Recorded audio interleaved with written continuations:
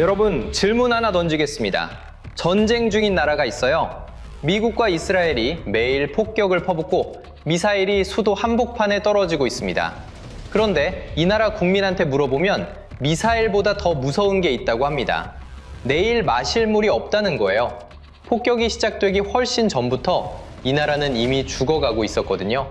수도꼭지를 틀어도 물이 안 나오고 대통령이 도시를 비워야 할 수도 있다고 말하고 정부 스스로 물파산이라는 단어를 쓰는 나라, 이란입니다. 지금 이란은 밖에서는 폭탄이 떨어지고 안에서는 물이 마르고 있어요. 전쟁과 물파산이 동시에 터진 인류 역사상 가장 잔인한 이중재앙이 벌어지고 있는 겁니다. 오늘 그 이야기를 처음부터 끝까지 파헤쳐 보겠습니다. 구독, 좋아요. 먼저 지금 이란이 어떤 상태인지 볼게요. 2026년 2월 28일 미국과 이스라엘이 이란을 기습 폭격했습니다. 12시간 동안 900회에 가까운 공습이 쏟아졌어요. 최고 지도자 하메네이가 사망했고 군사기지, 핵시설, 미사일기지가 타격을 받았습니다. 이란은 즉각 보복에 나서서 이스라엘과 중동 전역의 미군 기지에 수백 발의 미사일과 드론을 날렸어요. 전쟁 30일째인 지금 이란에서만 최소 2,000명 이상이 사망했고 민간 건물 1만 채 이상이 파괴됐습니다. 이란이 호르무즈 해협을 봉쇄하면서 전 세계 석유의 20%가 묶여버렸고 국제유가는 전쟁 전보다 50% 이상 폭등했어요. 국제에너지기구는 이걸 역사상 최대의 에너지 안보 위기라고 불렀습니다. 그런데 여기서 주목해야 할 게 있어요. 이 전쟁이 터진 배경에 물이 있습니다. 전쟁 직전인 2026년 1월 이란 전역에서 대규모 시위가 폭발했거든요. 물 부족에 따른 식량 가격 폭등, 정전, 그리고 경제 붕괴. 이 시위가 트럼프 행정부가 군사 개입을 정당화하는 근거 중 하나가 됐습니다. 물 위기가 사회 불안을 만들고 사회 불안이 전쟁의 빌미가 된 거예요. 세계자원연구소는 이렇게 정리했습니다. 이란은 전쟁이 시작되기 전부터 이미 물파산 직전이었다. 전쟁은 이 위기를 몇 배로 증폭시켰을 뿐이라는 거죠. 숫자를 보면 실감이 납니다. 전쟁 이전인 2025년 가을, 이란 전역의 강수량이 평년 대비 90% 부족했어요. 57년 만에 가장 메마른 가을이었습니다. 15개 주에서는 빗방울 하나 안 떨어졌거든요. 테헤란에 물을 대는 5개 댐은 바닥을 드러냈어요. 라르댐 저수율이 1%, 아미르카비르 댐이 8%, 전국 댐 용량의 67%가 텅 비어 있었습니다. 테헤란 수도국은 6년 연속 가뭄, 60년 역사상 최악이라고 했어요. 2025년 7월에는 테헤란 대학교 수자원 교수가 전국 식수 고갈까지 2주에서 3주라고 경고했습니다. 한 나라 수도에서 마실 물이 바닥날 수 있다는 말을 학자가 공식적으로 한 거예요. 그리고 그 위에 전쟁이 터졌습니다. 3월 7일 이란 외무장관이 미국이 이란 괘씸섬의 담수화 시설을 폭격했다고 발표했어요. 이 시설이 주변 30개 마을에 식수를 공급하고 있었거든요. 다음 날 이란은 보복으로 바레인의 담수화 시설을 드론으로 공격했습니다. 쿠웨이트에서도 이란 미사일 잔해가 담수화 시설에 떨어져 피해가 발생했어요. 물을 만드는 시설이 전쟁의 표적이 된 겁니다. 걸프 지역 전문가는 이렇게 말했어요. 담수화 시설 공격은 사실상 핵무기를 쓰는 것과 같은 수준의 도발이다. 이 지역에서 물은 석유보다 중요하다. 쿠웨이트는 식수의 90%를, 바레인은 90% 이상을, 카타르는 99%를 담수화 시설에 의존하거든요.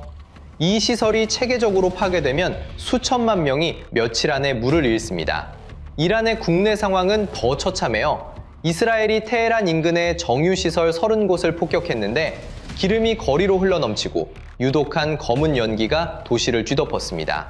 이란 적십자사는 주민들에게 유독 대기오염과 산성비 위험을 경고했어요. 물도 없는 도시에 산성비가 내리는 상황, 이란의 식품 인플레이션은 105%까지 치솟았고 경제는 전쟁으로 10% 추가 위축될 것으로 전망됩니다. 이란 중앙은행은 역사상 최고의 지폐인 1000만 리알 지폐를 발행해야 했어요. 화폐 가치가 그만큼 무너졌다는 뜻이죠. 하지만 이 전쟁이 터지기 전부터 이란은 이미 죽어가고 있었습니다. 전쟁이 시작된 건 2026년 2월이지만 물이 사라지기 시작한 건 수십 년 전이에요. 그 이야기를 해야 합니다. 테헤란 시민들 일상부터 보죠. 전쟁 이전에도 밤이 되면 당국이 수압을 대폭 낮췄어요. 공식적으로는 야간 수압 조절인데 현실은 단수나 마찬가지였습니다. 북쪽 부유층은 생수를 사재기하거나 물탱크차를 부를 수 있었지만 남쪽 저소득층은 양동이 들고 이웃집에 물을 구하러 가야 했어요. 같은 도시 안에서 물이 빈부격차를 만든 겁니다. 그런데 왜 물이 이렇게까지 부족해진 걸까요? 테헤란 전체의 물 소비량을 보면 답이 나옵니다. 1976년에 연간 3억 4천만 톤이었던 게 지금은 12억 톤을 넘겼어요. 인구가 2배 늘 동안 물 소비는 3배 이상 뛴 겁니다. 특히 북부 부유층이 일반 가정보다 물을 최대 10배 넘게 쓰면서 이 격차를 벌려놨어요. 수영장을 채우고 세차를 하고 정원에 스프링클러를 돌리면서요. 물이 없어서 남쪽에서는 양동이를 드는데 북쪽에서는 잔디밭에 물을 뿌리고 있었던 겁니다. 여기까지는 가뭄 이야기로 들릴 수 있어요. 근데 진짜 무서운 건 지금부터입니다. 이란의 땅이 가라앉고 있어요. 비유가 아닙니다. 지하수를 너무 많이 퍼올린 탓에 땅속이 비면서 지표면이 주저앉고 있는 건데 테헤란 일부 지역은 매년 31cm씩 꺼지고 있거든요. 유럽에서는 연간 5mm만 내려앉아도 극도로 위험하다고 분류합니다. 이란은 그 60배 속도예요. 전국 31개 주 중에서 치마가 없는 주는 딱 하나, 길란주뿐이고 나머지 30개 주가 전부 가라앉고 있어요. 치마 영향권 면적만 약 5만 6천 제곱킬로미터, 그 안에 1,400만 명이 살고 있습니다. 피스타치오 산지로 유명한 라프산자는 연간 37cm, 테헤란 바로 옆 바라미는 30cm 이상이에요. 도로 한복판에 싱크홀이 뚫려서 차가 통째로 빠지고 건물에 금이 가고 공항 활주로까지 위험 판정을 받았습니다. 그런데 이란은 세계에서 지진이 가장 잦은 나라 중 하나거든요. 이렇게 약해진 집안에 강진이라도 오면 피해 규모는 상상을 초월할 겁니다. 3000년 된 페르세폴리스 유적지도 이스파한의 유네스코 세계문화유산도 금이 가기 시작했어요. 여기에 지금 폭격까지 더해진 겁니다. 폭격의 진동이 이미 약해질 대로 약해진 집안을 더 흔들고 있는 거예요. 자, 그러면 핵심 질문입니다. 이란은 왜 이 지경까지 온 걸까요? 이란 국민의 75%가 여론조사에서 물 위기의 원인은 정부의 관리 실패라고 답했어요. 자연재해 탓이라고 한 사람은 14%에 불과했습니다. 이란 국민들은 이 상황을 어떻게 보고 있었을까요? 자연재해라고 생각했을까요? 아닙니다. 자기 나라 정부가 만든 인재라는 걸 이미 알고 있었어요. 이란은 원래 건조한 땅이에요.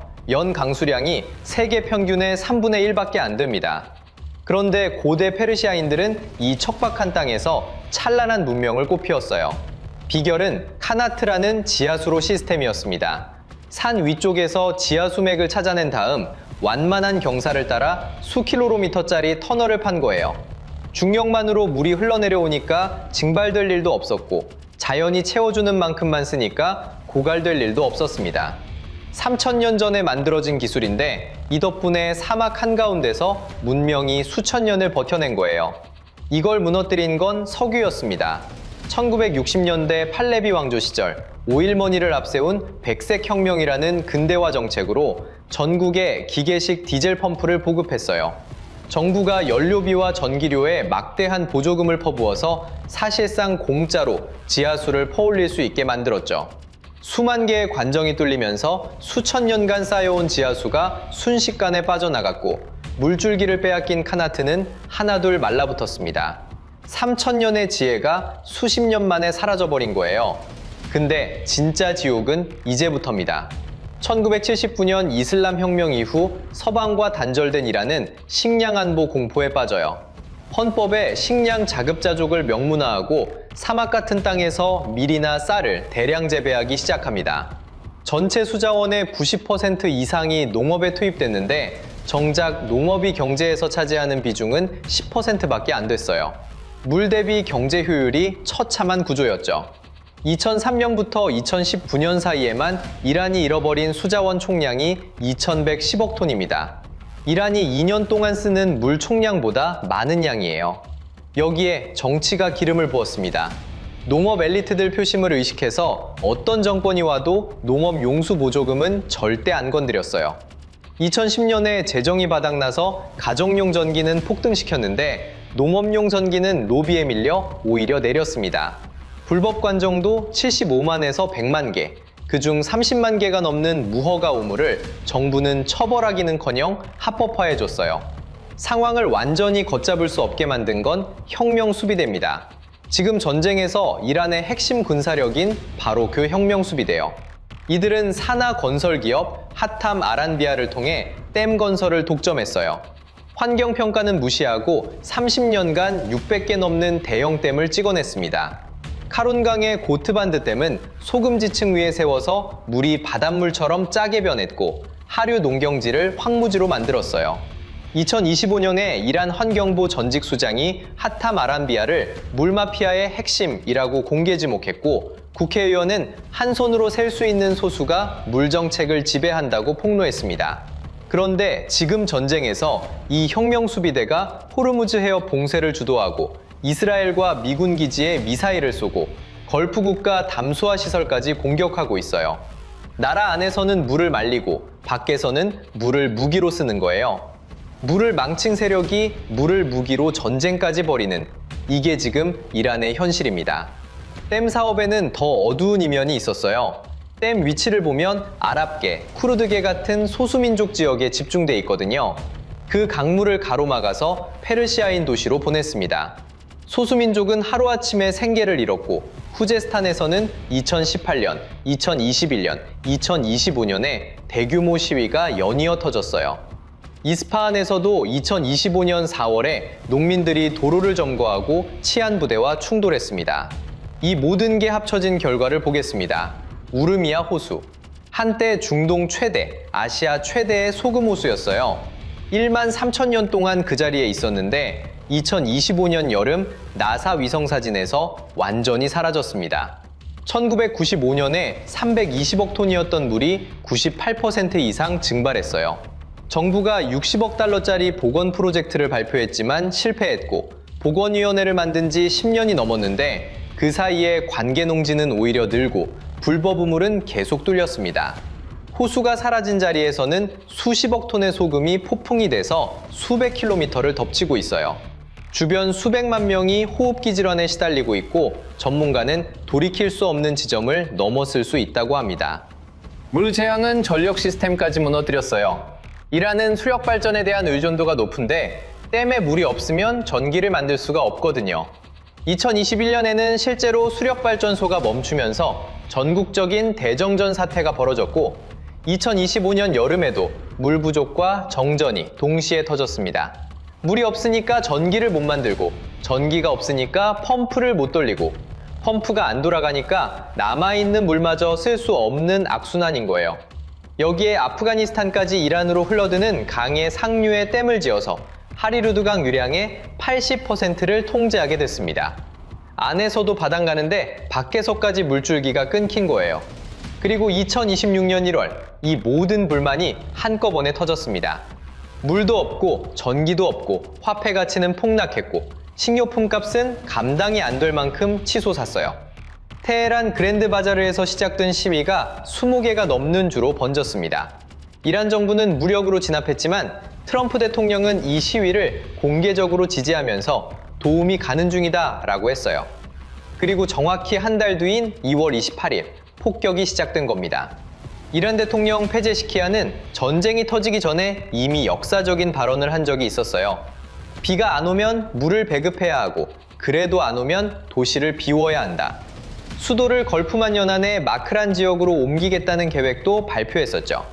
전문가들은 이 프로젝트에 수십 년의 시간과 1,000억 달러 이상의 비용이 든다고 봤는데 지금은 전쟁 중이에요. 수도 이전은커녕 수도 자체가 폭격을 받고 있는 상황입니다. 테헤란에는 유독한 연기가 도시를 뒤덮었고 산성비 경보가 내려졌고 수도관은 집안 치마로 터졌고 전기는 끊겼고 물은 안 나옵니다. 이 도시에 아직도 1,000만 명이 살고 있어요. 한 발 물러서서 큰 그림을 보겠습니다.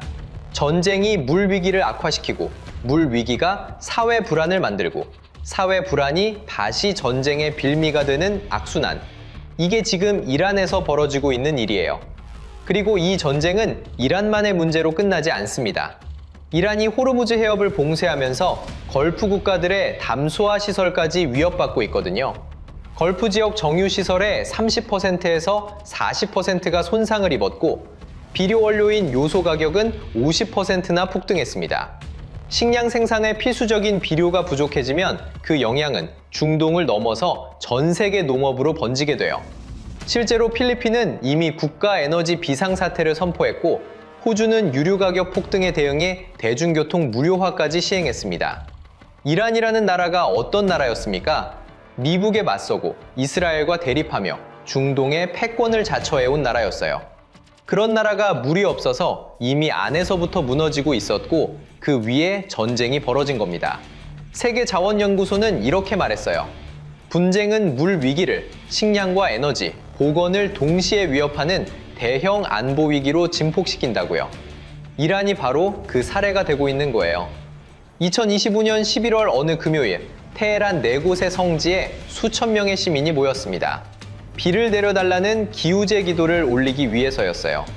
그 며칠 뒤 정부는 우르미아 호수 유역에 인공강우를 시도했지만 하늘에는 비를 뿌릴 구름조차 없었습니다. 그로부터 석 달 뒤 바로 그 하늘에서 비 대신 미사일이 떨어지기 시작했어요. 3000년 동안 사막에서 문명을 지탱해온 카나트를 버리고 석유와 펌프와 콘크리트 댐으로 자연을 이길 수 있다고 믿었던 결과가 이겁니다. 서아시아 최대 도시가 유령 도시가 될 위기에 처했고 1만 3천년 된 호수는 소금 사막으로 변했으며 750개 도시의 땅이 매년 수십 센티미터씩 꺼지고 있어요.